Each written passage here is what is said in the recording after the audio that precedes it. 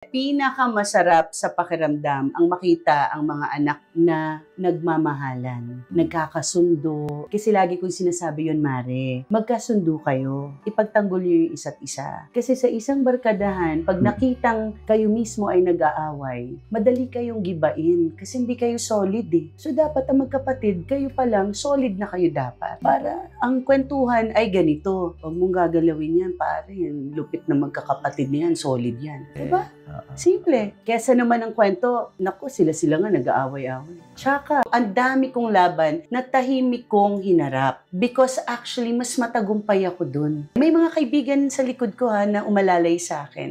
Hindi ako mag-isa. Walang ganun. Walang nagtatagumpay mag-isa. Laging may katuwang yan ng mga tamang tao, pamilya. Hindi ako nagsalita ng mga hindi magagandang bagay tungkol sa mga ama ng mga anak ko. Sa mga anak ko. Kasi ayokong pasanin nila yung negative na mga storya na yun habang sila yung lumalaki. Diba? Kasi wala naman silang kinalaman sa problema o ng mga naging problema ko dun sa mga ama nila. That's why lumaki silang mahal na mahal yung mga tatay nila. Huwag niyong susukuan yung mga anak niyo. Dahil sa dulot-dulo, mga anak niyo lang talaga yung tunay na magmamahal sa inyo. Kaya huwag niyo silang susukuan. Gawin niyo ang lahat at ituro niyo sa kanila ang hindi maging materyoso. Huwag niyong ipaabot yung karangyaan. Ang ipaabot niyo, yung may takot sa Diyos para mag-isip ng kung hindi maganda, pwede pang magdalawang isip kasi may takot sa Diyos. Yung kasimplihan ng buhay actually very important. Kasi yung karangyaan madaling makuha, pero yung kaligayahan na totoo,